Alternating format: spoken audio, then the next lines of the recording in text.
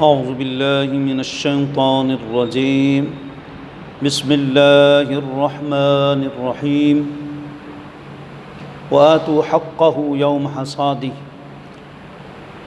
ناظرین، سامعین، ہماری عشر کے مسائل کے متعلقہ دوسری قسط یا دوسرا لیکچر ہے۔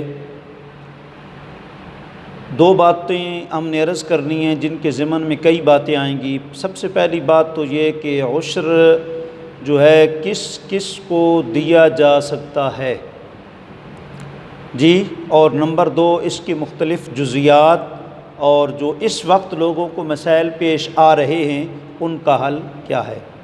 سب سے پہلی بات تو یہ ہے کہ فتاوی قاضی خان میں موجود ہے۔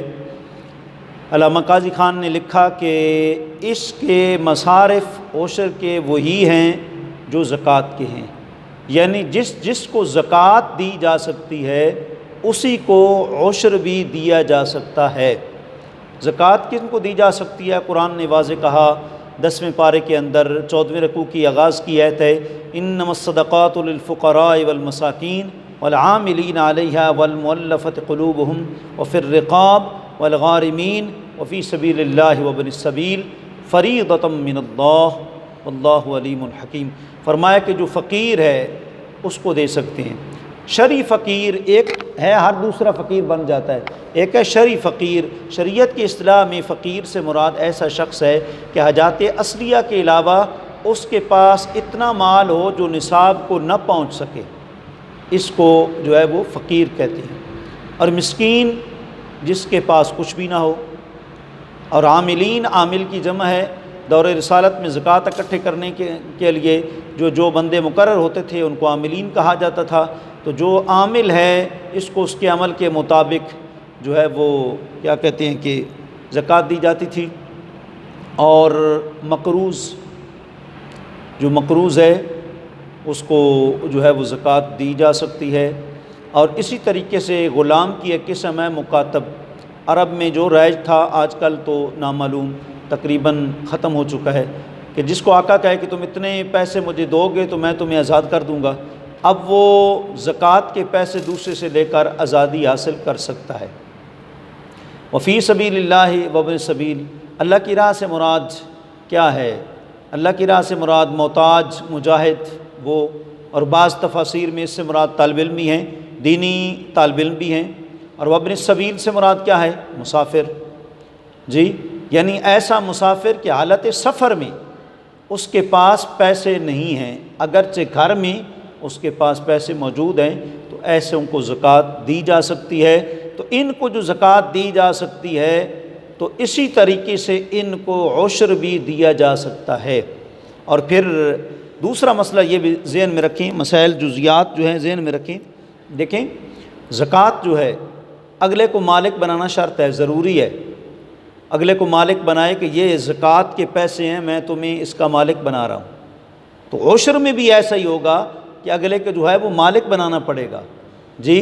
اور جیسے زکوٰۃ میں مطلب ہے کہ ایک غیر مستحق کو زکوٰۃ نہیں دی جا سکتی، یا غیر محل میں زکوٰۃ کو صرف نہیں کیا جا سکتا، اس کا ایک فقہا نے ہیلہ رکھا ہے کہ جو مستحق ہے اس کو مالک بنا دے، اس کی مرضی ہے وہ آگے پھر بطور گفٹ کے اور ہبہ کے کر دے، جیسا کہ مدارس میں زکوٰۃ کا سسٹم جو ہے اکثر چل رہا ہے۔ مستحق جو ہوتے ہیں ان کو پہلے دے دی جاتی ہے بطور گفٹ اور ہبہ کے، وہ اپنی ضروریات پوری کر کے پھر جو ہے وہ آگے جو ہے مدرسے میں جو ہے وہ دے سکتے ہیں۔ تو اسی طریقے سے یہ بھی جو ہے وہ ضروری ہے کہ جس نے جو ہے وہ عشر نکالنا ہے، اگر مدرسے میں کسی جگہ پر دینا ہے تو وہاں مالک بنانا جو ہے وہ ضروری ہے اور شرط ہے۔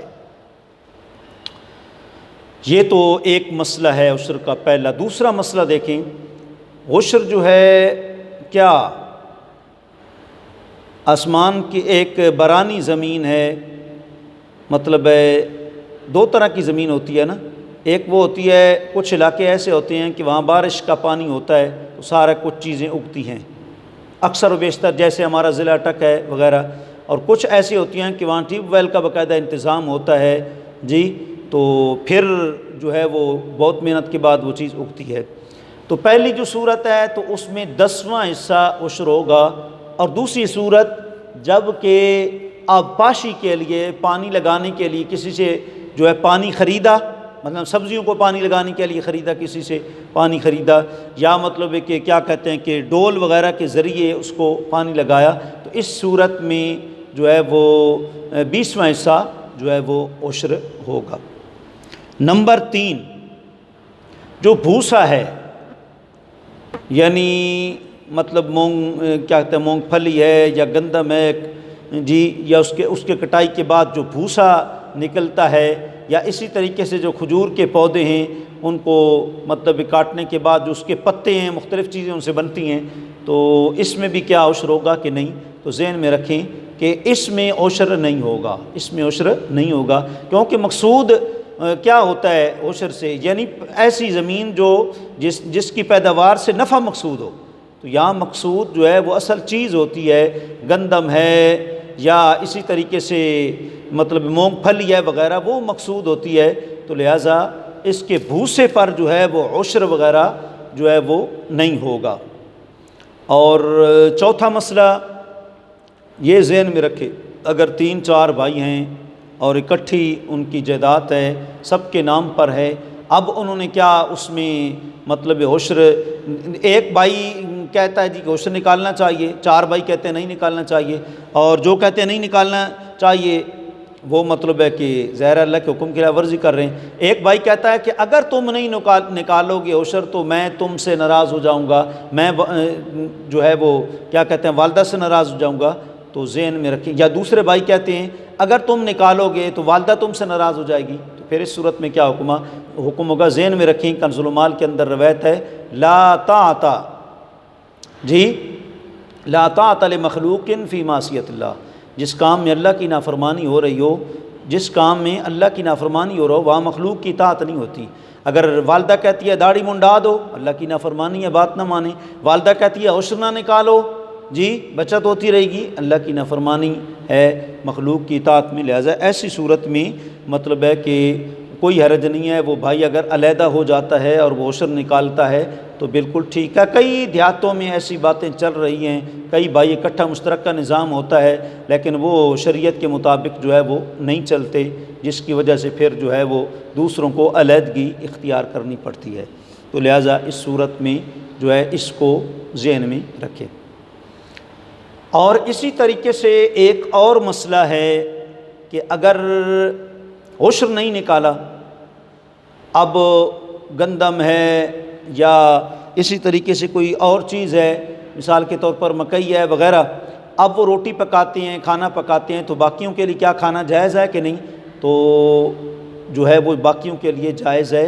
اس کی وجہ یہ ہے کہ گناہ جو ہے وہ صاحب فصل پر ہے، جو مالک ہے اس پر ہے، تو لہٰذا باقیوں پر کوئی گناہ نہیں ہوگا، وہ اس سے کھا سکتے ہیں۔ ایک اور عشر کا بڑا اہم مسئلہ ہے، ٹھیکے پر زمین لی ہے، گندم لی ہے مثال کے طور پر، یا اسی طریقے سے مونگ پھلی وغیرہ لی ہے ٹھیکے پر، اب اس صورت میں کس پر عشر ہوگا؟ تو شرعی حکم یہ ہے، اس صورت میں امام اعظم ابو حنیفہ رحمۃ اللہ تعالیٰ علیہ فرماتے ہیں کہ جو مالک زمین ہے اس پر ہوگا، لیکن صاحبین کہتے ہیں امام ابو یوسف اور امام محمد رحمۃ اللہ تعالیٰ علیہ وہ فرماتے ہیں کہ کس پر ہوگا؟ جو ٹھیکے پر لے گا ٹھیکیدار اس پر ہوگا۔ اور اعلیٰ حضرت امام اہل سنت فتاوی رضوی شریف میں فرماتے ہیں کہ اس مسئلے میں صاحبین کے قول پر فتویٰ ہے، یعنی جو لے گا ٹھیکے پر زمین وہ جتنی ہوگی اسی پر ہی عشر لازم ہوگا، اور مالک پر عشر لازم نہیں ہوگا۔ ایک اور مسئلہ بھی بڑا اہم ذہن میں رکھیں کہ کئی دفعہ ایسا ہوتا ہے کہ جو مزارع ہوتا ہے اس کو زمین دے دی جاتی ہے جی، مالک کہتا ہے ٹھیک ہے تم کاشت کرو، محنت کرو، پھر جب کل پیداوار ہوگی پھر دیکھیں گے۔ اب 20 اگر پیداوار 20 بوریاں ہوئی ہیں مثال کے طور پر جو ہے وہ گندم کی، تو اب اس صورت میں کس پر ہوگا عشر؟ تو ذہن میں رکھیں کہ مالک پر اپنی پیداوار کا ہوگا، اور جو دوسرے ہیں جو کاشتکاری کرنے والے ہیں مزارع ہیں ان پر اپنا ہوگا۔ مالک پر بھی عشر ہوگا، اور جو دوسرے ہیں جنہوں نے محنت کی ہے وغیرہ ان پر بھی جتنی بوریاں ہوئی ہیں اس کے مطابق ان کو عشر نکالنا پڑے گا۔ ایک اور اہم مسئلہ ہے، اگر ایک بندہ خود فقیر ہے، محتاج ہے، شرعی فقیر ہے، کیا خود وہ عشر استعمال کر سکتا ہے؟ تو ذہن میں رکھیں کہ خود بندہ عشر استعمال نہیں کر سکتا، اگرچہ وہ فقیر کیوں نہ ہو، اگرچہ فقیر کیوں نہ ہو۔ ہاں البتہ اس کی جو بہنیں ہیں اور مستحق ہیں جی، ان کو وہ عشر دے سکتا ہے۔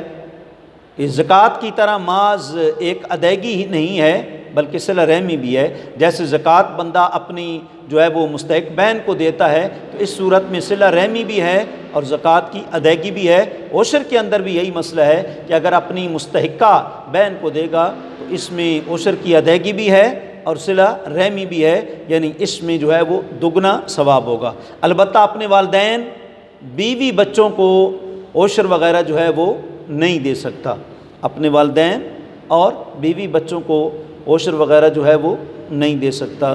تو غرض کے یہ مسائل ہیں عشر کے جو بہت ضروری ہیں، جو اب تک ہمارے مطلب سامنے آئے یا کسی بھائی نے فون کیا، ہم نے اس کے مطلب اس مسئلے کے مطابق ہم نے مسئلہ جو ہے وہ بیان کر دیا ہے۔ اللہ کریم آپ کو، ہم سب کو زمین کے عشر کے مسائل جاننے کی توفیق عطا فرمائے۔ اگر ہم قرآن و سنت کے مطابق عمل کریں گے تو پھر سیلاب نہیں آئے گا، پھر برف باری سے ہماری فصلیں تباہ نہیں ہوں گی۔ اگر ہم قرآن و سنت کے مطابق زندگی جو ہے بسر کریں گے۔ وَآتُوا حَقَّهُ کے تحت مفتی احمد یار خان نعیمی علیہ رحمہ فرماتے ہیں تفسیر نور العرفان میں کہ امام اعظم ابو حنیفہ رحمۃ اللہ تعالیٰ علیہ کا موقف بہت قوی ہے کہ بندہ جس طرح کا بھی ہو، امیر ہو یا غریب ہو، اس پر مطلقاً عشر جو ہے وہ کیا ہوگا؟ لازم ہوگا۔ اس سے فرماتے ہیں ایک اور بھی مسئلہ ثابت ہو گیا کہ بندہ وقت سے پہلے کیا عشر دے سکتا ہے کہ نہیں؟ تو بالکل دے سکتا ہے۔ جو ہے وہ پھل ابھی کٹا نہیں ہے اور زمین میں ابھی مطلب پیداوار نہیں ہوئی، عشر اگر وہ ادا کرنا چاہتا ہے تو جو ہے وہ ادا کر سکتا ہے۔ تاہم افضل یہی ہے کہ ایک اندازہ اسے تب بھی ہوگا جب پیداوار ہو جائے گی۔ اللہ کریم آپ کو، ہم سب کو قرآن و سنت کے مطابق زندگیاں گزارنے کی توفیق عطا فرمائے۔ وآخر دعوانا ان الحمد للہ رب العالمین۔